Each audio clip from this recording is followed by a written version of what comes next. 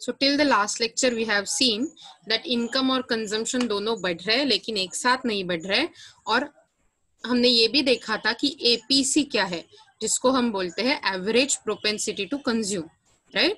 Average propensity to consume क्या है आपका, मतलब जो भी आपका इनकम है उसका जो 1 यूनिट है, अभी के लिए हम 1 रुपया पकड़ लेते हैं क्योंकि हमारा रुपीज में हो सकता है, तो 1 रुपये में से कितना रुपया आप, कितना पैसे, सिंपली सेइंग कि कितने पैसे आप कंज्यूम कर रहे हो, कितने खुद यूज कर रहे हो। ओके, सो सिंपली ये देखिए कि जैसे हम बात कर रहे हैं कि यहाँ पर आपका जब 120 दोनों भी है इनकम और कंजम्पशन, तो आप 1 रुपए में से पूरा का पूरा 1 रुपया खर्च कर रहे हो।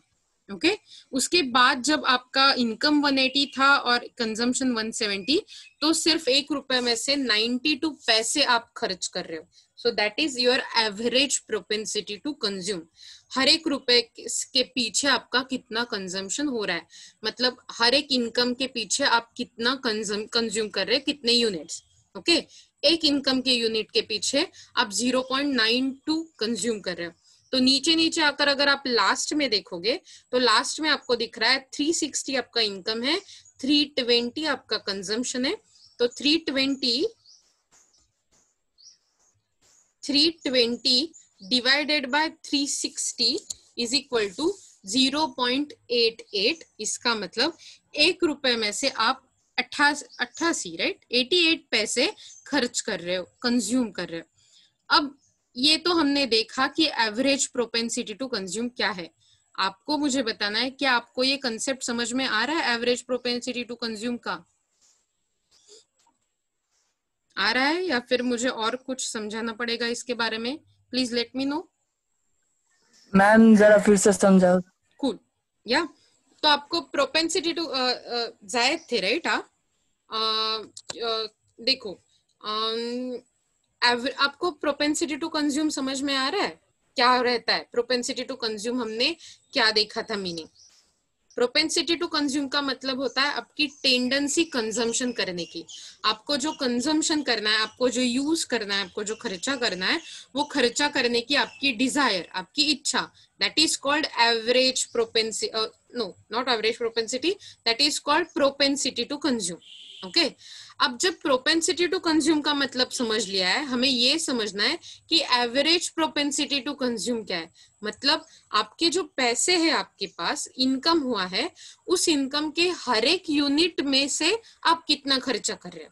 ओके, तो आपके पास अगर 1 यूनिट में से आप 80 पैसे खर्च कर रहे हो, 1 रुपए में से 80 पैसे खर्च कर रहे हो, तो 10 रुपए में से कितने करोगे? सो आपको क्या करना है, 1 को 10 से मल्टीप्लाई किया, वैसे 80 को भी 10 से मल्टीप्लाई करेगा, तो 800 पैसे होते हैं, मतलब 8 रुपए। तो अगर आपको 10 रुपए मिलते हैं, आप उसमें से कितना खर्च करोगे? 8 रुपया खर्च करोगे। तो सिंपली एपीसी का यूज क्या होता है, अगर आपको एपीसी मालूम है तो आप देख सकते हो कि इकोनॉमी में कितने कंज्यूमर्स है, इतने, तो जितनी पॉपुलेशन है उतने कंज्यूमर्स है, और उनकी एवरेज प्रोपेंसिटी टू कंज्यूम क्या है? 0.8। मतलब अगर उनको 1 रुपया मिलता है तो उसमें से 80 पैसे वो खर्च करेंगे।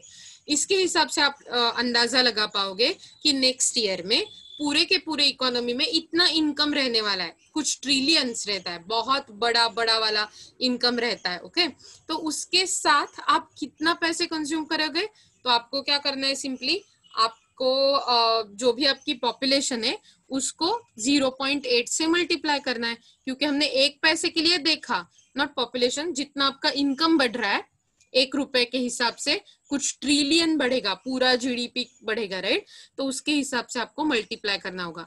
इन अ वेरी सिंपलर टर्म, बहुत ही सिंपल सिंपल शब्दों में मैं आपको बताऊं तो एवरेज प्रोपेंसिटी टू कंज्यूम मतलब आपके जेब में 1 रुपया है, 1 रुपए में से कितना खर्च करोगे।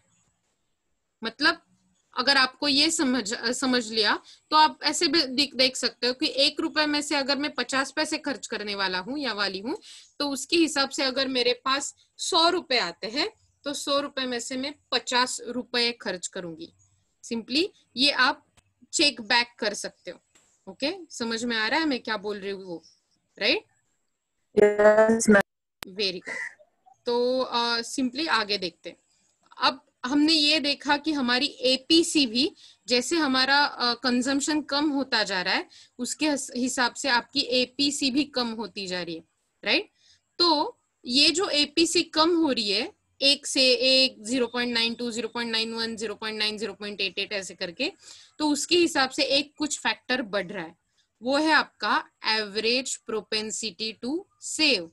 इसका मतलब होता है आपकी जो सेविंग करने की टेंडेंसी है वो हर 1 रुपए के पीछे आप कितना पैसा सेव करोगे, हर एक इनकम यूनिट के पीछे आप कितने यूनिट सेव करोगे, अपने पॉकेट में ही रखोगे, खर्चा नहीं करोगे, वो।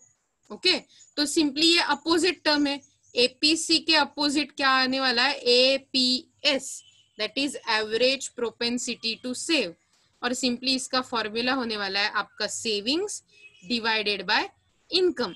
तो पीछे क्या था आपका कंजम्पशन डिवाइडेड बाय इनकम, मतलब एपीएस। वैसे ही यहाँ पर होने वाला है एपीसी। तो हमारे यहाँ एपीएस के लिए क्या होगा, savings divided by income. Okay, लेकिन एक अच्छी चीज ऐसी है कि एपीसी और एपीएस ये एक दूसरे के हैं अपोनेंट्स, मतलब सीएसके और एमआई, राइट। एपीसी और एपीएस ये एक दूसरे के बहुत ज्यादा टाइट अपोनेंट्स है, मतलब बहुत ज्यादा विरोधी पक्ष, राइट।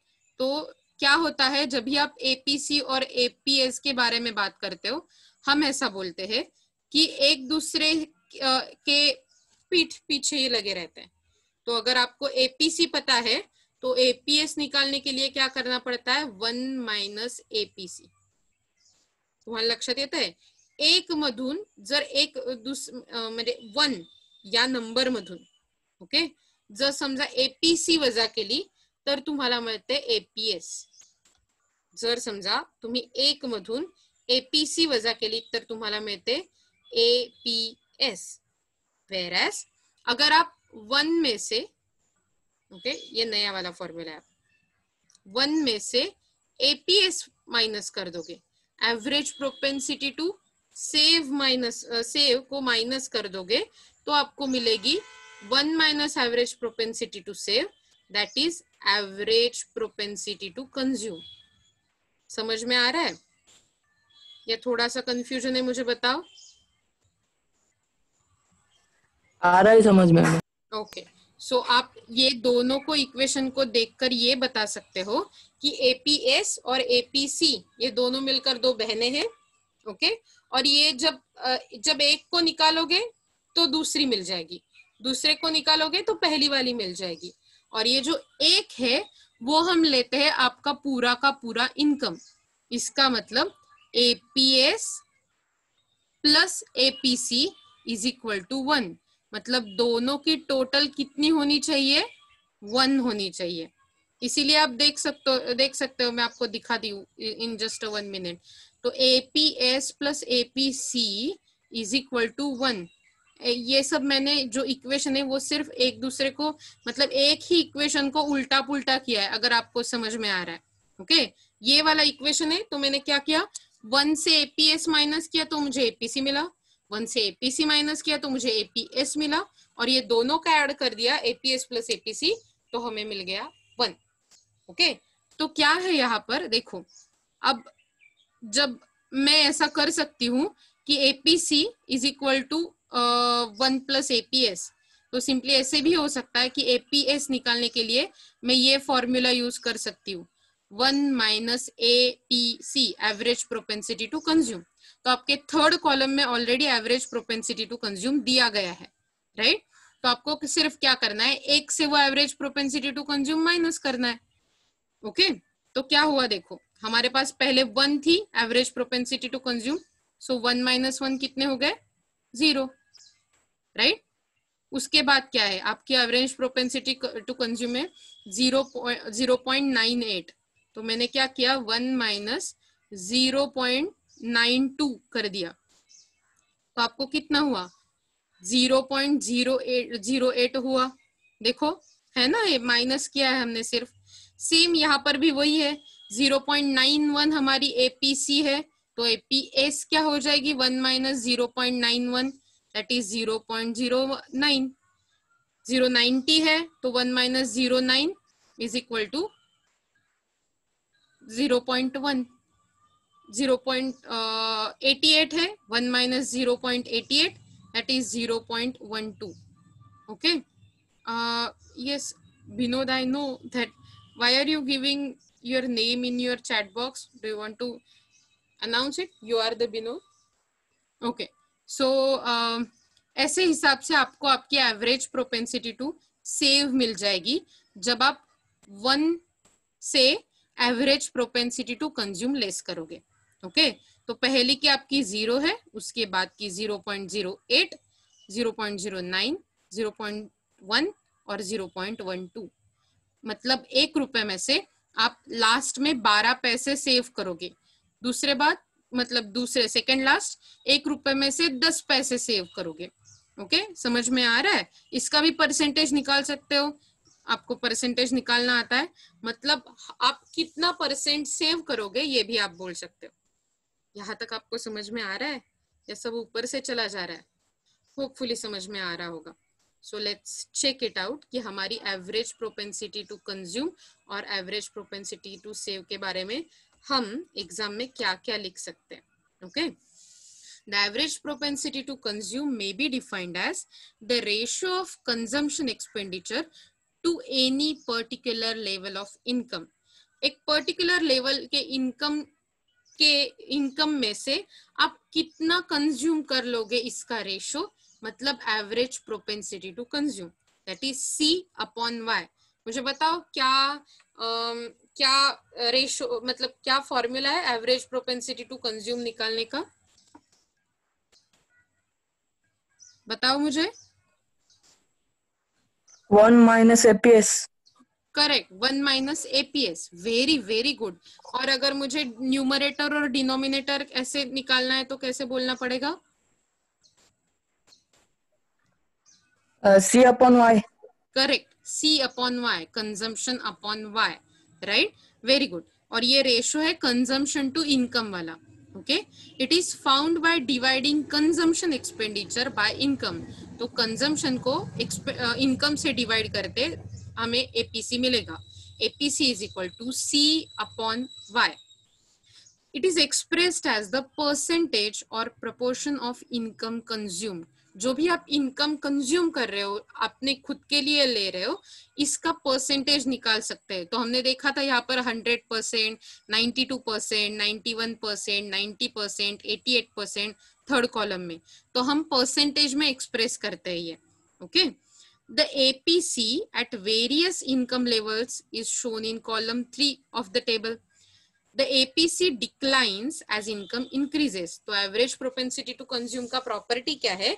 जैसे ही आपका इनकम इंक्रीज होगा आपका कंजम्पशन भी इंक्रीज होगा, लेकिन एपीसी भी इंक्रीज होगा. मतलब आपका average propensity to consume, average tendency consume करने की भी इंक्रीज होने वाली है उसके साथ. Okay because the proportion of income spent on consumption decreases. Okay sorry, जो भी मैंने बोला कि आपकी एवरेज प्रोपेंसिटी टू कंज्यूम कम होने वाली है क्योंकि आपका इनकम वही के वही मतलब जो रहने वाला है उसके हिसाब से आपका कंजम्पशन कम होने वाला है. ओके मतलब okay let's get back on track क्योंकि मैंने कुछ गलत बताया है और जस्ट भूल जाइए. ओके जो ये लास्ट पॉइंट के बारे में बताया, मैं आपको ये बोलना चाहती हूँ कि एपीसी क्या मतलब होता है, एवरेज प्रोपेंसिटी टू कंज्यूम. लेकिन आप देख रहे हो कि जो गैप है इनकम और कंजम्पशन के बीच में वो बढ़ती जा रही है. तो पहले कैसे था? 120 था, 0 गैप, उसके बाद 10 की गैप, उसके बाद 20 की गैप, उसके बाद 30 की गैप और उसके बाद 40 की गैप. मतलब आपकी इनकम और कंजम्पशन के बीच में गैप बढ़ रही है. इसकी वजह से कंजम्पशन और इनकम का जो रेशियो निकाल रहे हम, जिसको हम एवरेज प्रोपेंसिटी टू कंज्यूम बोल रहे हैं, एपीसी, ये भी कम हो जाएगा क्योंकि आपका कंजम्पशन ज्यादा डिक्रीज हो रहा है एज कंपेयर, मतलब जो इंक्रीज हो रहा है वो, प्लीज डोंट अनोट. Okay don't अनोट.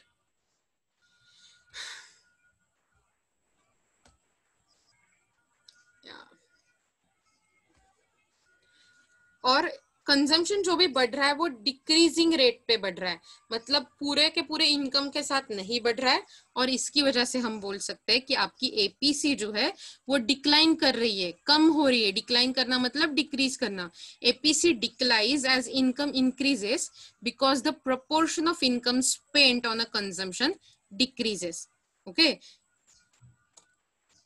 but reverse is the case with APS, average propensity to save के साथ जो है वो रिवर्स कंडीशन है। फोर्थ कॉलम में देखो वो बढ़ रहा है, पहले 0 था, फिर 0.08, फिर 0.09, फिर 0.10 दैट इज 10, 0.12 दैट इज 12, 0.12। इसका मतलब है आपका जो एपीएस है, एवरेज प्रोपेंसिटी टू सेव, वो बढ़ रहा है।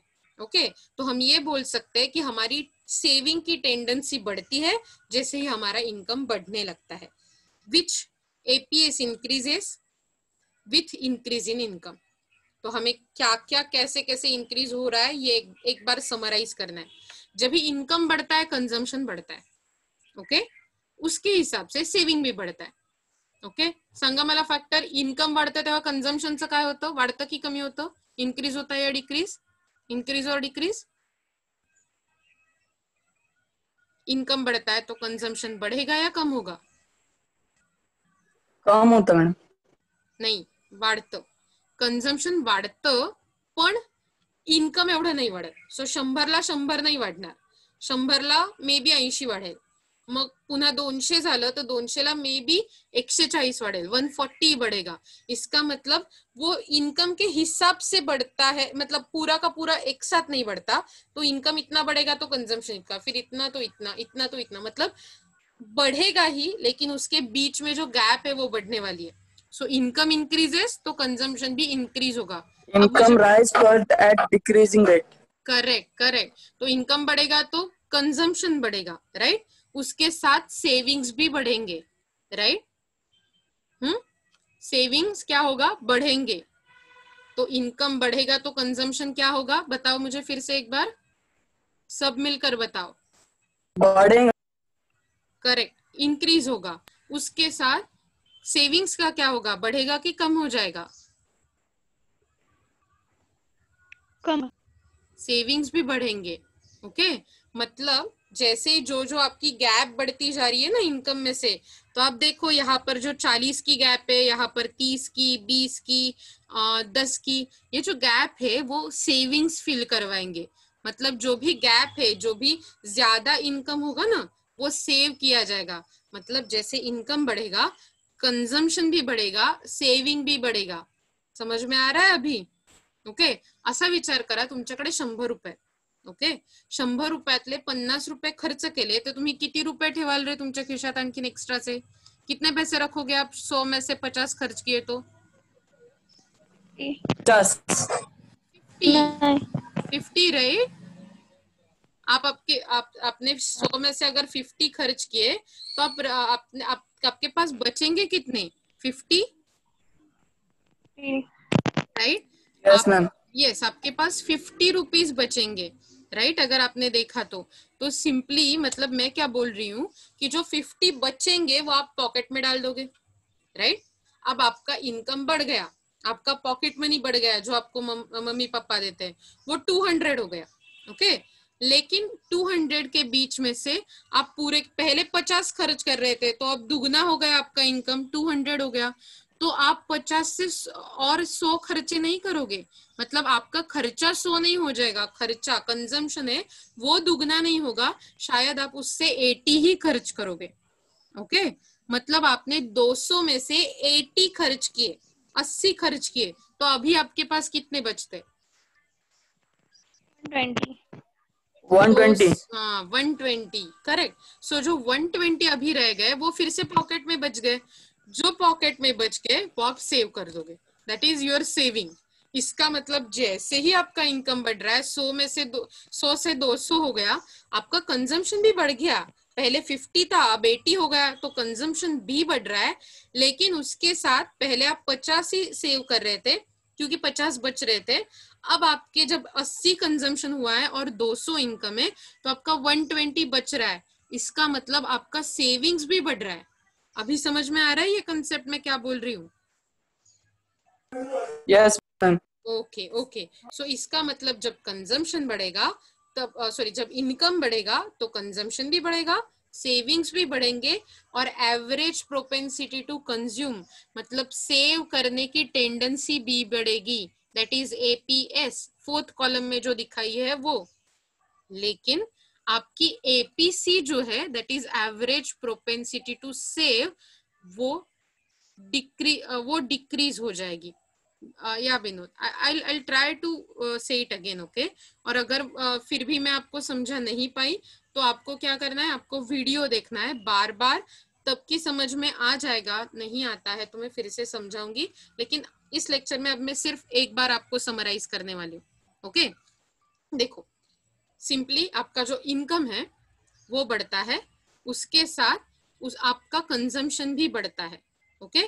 और कंजम्पशन जैसे ही बढ़ता है आपका सेविंग्स भी बढ़ता है, क्योंकि इनकम और कंजम्पशन इक्वल टू नहीं बढ़ते, y इज इक्वल टू सी ऐसे नहीं बढ़ता, y ज्यादा बढ़ता है और कंजम्पशन थोड़ा कम बढ़ता है उसके हिसाब से।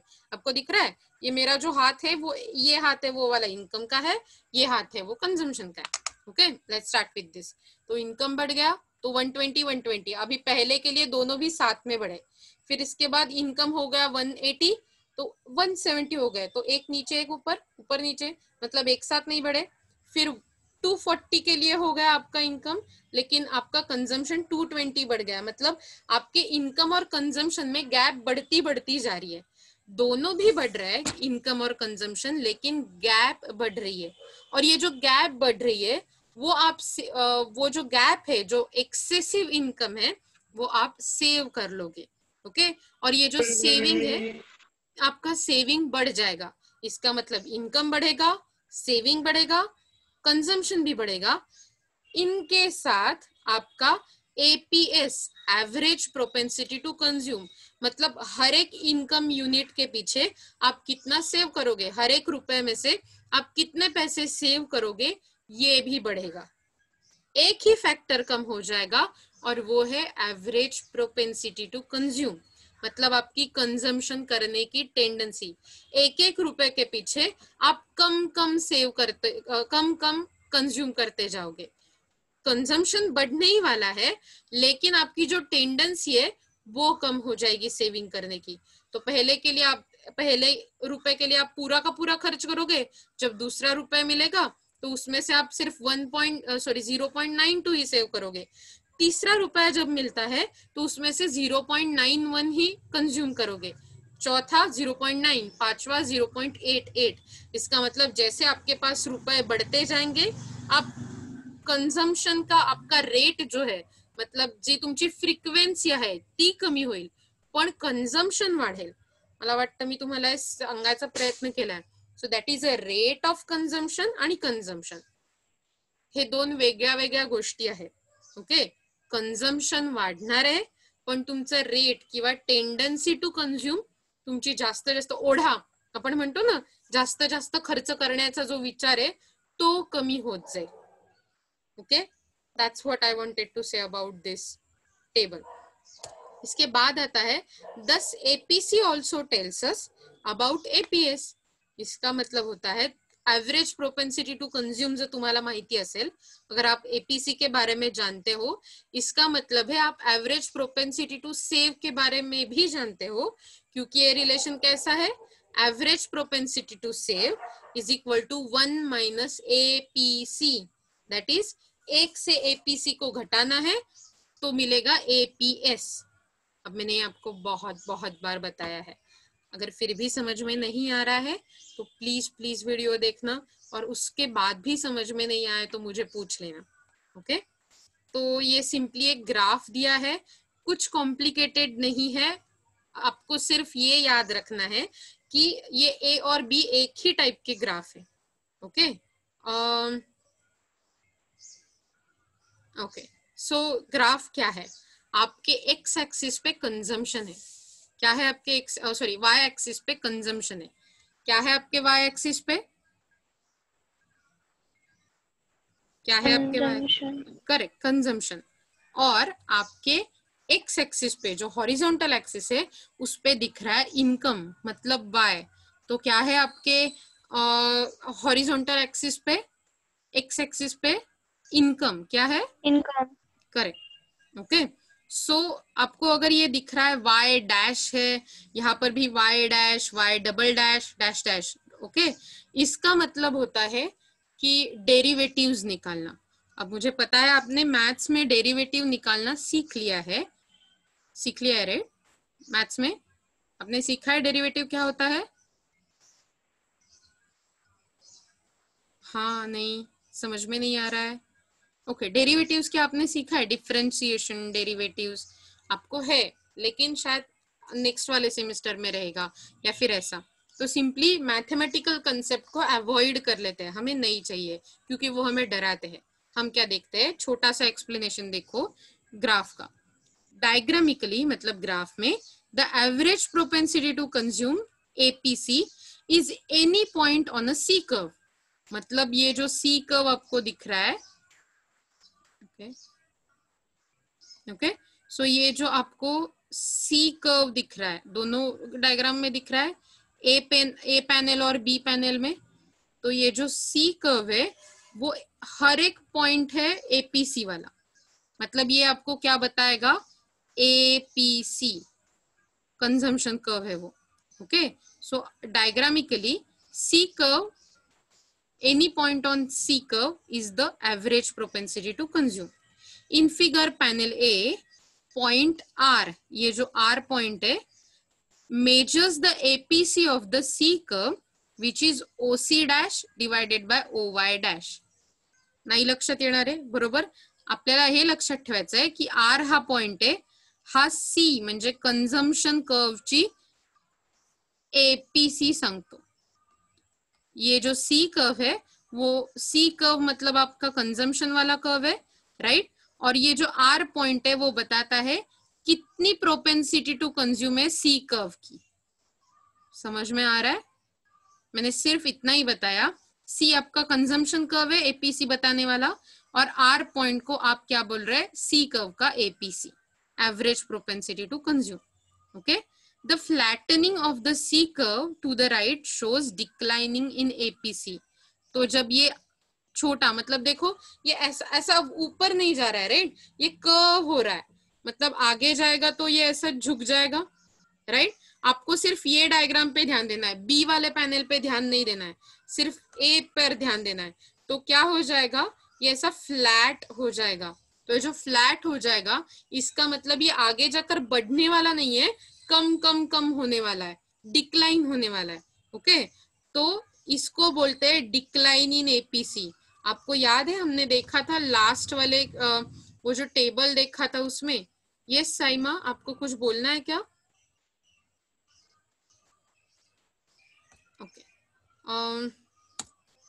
आपने देखा था यहाँ पर कि ये जो एपीसी है वो पहले 1 था, फिर 92, 0.92, 0.91, इसका मतलब ये छोटा छोटा छोटा करके कम हो रहा है, राइट।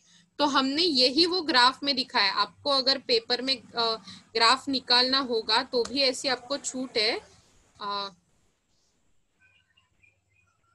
ओके, तो भी आपको ऐसी छूट है कि आप सिर्फ ए पैनल वाला ग्राफ निकाल पाओगे, और आपको उसमें क्या करना है, सिर्फ कंजम्पशन का कर्व दिखाना है और उस पर आर पॉइंट दिखाना है। तो क्या है ये आर पॉइंट दिखाता है आपको APC, average propensity to consume. लेकिन आप अगर देखो तो ये कर्व ऐसे ऐसे जा रहा है और थोड़ा थोड़ा फ्लैट होते जा रहा है, एक्स एक्सिस के बराबर होते जा रहा है, थोड़ा थोड़ा पैरेलल करके। इसका मतलब हम ये देख सकते हैं कि आपकी average propensity to consume decline होती है, कम कम होती जाती है। ओके, मुझे लगता है मुझे आज के लिए आपको ये डायग्राम दिखाकर रुकना चाहिए। लेकिन क्या आपको ये डायग्राम और एवरेज प्रोपेंसिटी टू कंज्यूम के बारे में समझ में आया है? ओके, क्योंकि इसके बाद हमें सेम ग्राफ के हिसाब से दूसरा जो एट्रीब्यूट था, हमने एक एट्रीब्यूट देखा था एवरेज प्रोपेंसिटी टू कंज्यूम, अब दूसरा एट्रीब्यूट देखना है, that is a marginal propensity to consume, और उसके लिए आपको बहुत ही फ्रेश दिमाग की जरूरत होगी। तो मुझे लगता है कि आपने अभी के लिए जो समझा है, क्या वो आपको समझा है? जो भी हमने समझा यहाँ पर समजलंय, राईट? तुम्हाला मी काय शिकवलंय ते okay, very good, thank you. तो उसके हिसाब से आपको क्या करना है, अब याद रखो, आपको ये जो भी मैं आपको पीपीटी भेज रही हूँ या फिर पीडीएफ भेज रही हूँ, उसके हिसाब से आपको आपके नोट्स बनाने हैं। जो भी मैंने दिया है वो आपको आपके बुक्स में लिखना है, नोटबुक्स में लिखना है और आपके एग्जाम के नोट्स बनाने हैं। उसके हिसाब से आप एग्जाम में आपके आंसर्स प्रिपेयर कर पाओगे। This is the way senior college होना चाहिए। मैं आपको हर एक क्वेश्चन लिख कर नहीं दे सकती, this is like very lengthy way. मैं आपको कैसे दिखाऊं, फिर वो आपको ग्राफ कैसे दिखाऊं। तो आपको क्या करना है, मैं जो भी पीपीटी दे रही हूँ, मैं जो भी आपको पढ़ा रही हूँ, जो भी पीडीएफ दे रही हूँ, आपको बार बार वीडियो देखने हैं और उसके हिसाब से आपको बार बार उसका नोटबुक में एक बार लेक्चर देखने के बाद वो लिखना है, बार बार पढ़ना है। और अगर आप ये करोगे तो ही एग्जाम कर पाओगे। शायद ऐसे हो सकता है कि बाकी के सब्जेक्ट जहां पर आपको डायरेक्टली डिक्टेट करके आंसर दिया जा सकता है कि लिखो first point, second point, third point, fourth point, लेकिन अगर मुझे आपको ये थियरीज पढ़ाने हैं तो मुझे पढ़ाने में ज्यादा ध्यान देना है, ना कि डिक्टेशन में। समझ में आ रहा है आपको? और इसकी वजह से मैं आपको नोट्स लिखवा कर नहीं दे रही हूँ। आपको क्या करना है, मैं जो भी पीपीटी दे रही हूँ और उसके हिसाब से क्लासरूम पे जो भी आपको लेक्चर्स मिल रहा है, ओके, क्लासरूम पे जो भी आपको असाइनमेंट्स मिल रहा है, वो होता है कि आपको क्वेश्चन कैसे आ सकता है एग्जाम में, उसका प्रोटोटाइप रहता है। तो आप अगर उसके हिसाब से आंसर लिखोगे पीपीटी से तो आपके नोट्स तैयार हो जाएंगे, एग्जाम के लिए आप बिल्कुल तैयार हो जाओगे। इसमें अगर कुछ भी प्रॉब्लम है आप मुझे कॉल कर सकते हो, आप मुझे मैसेज कर सकते हो और पूछ सकते हो। लेकिन ऐसा नहीं होना चाहिए कि मैडम ने नोट्स नहीं दिए और इसकी वजह से आपको एग्जाम में आंसर्स नहीं लिखने आए, क्योंकि मैंने आपको पूरे के पूरे नोट्स लिखवा कर भेजे हैं पीडीएफ पे।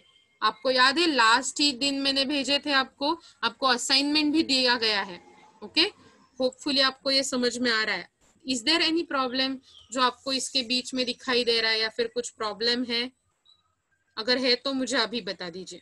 ओके, फिर बाद में नहीं चलेगा कि मैडम आपने नोट्स ही नहीं दिए थे। ओके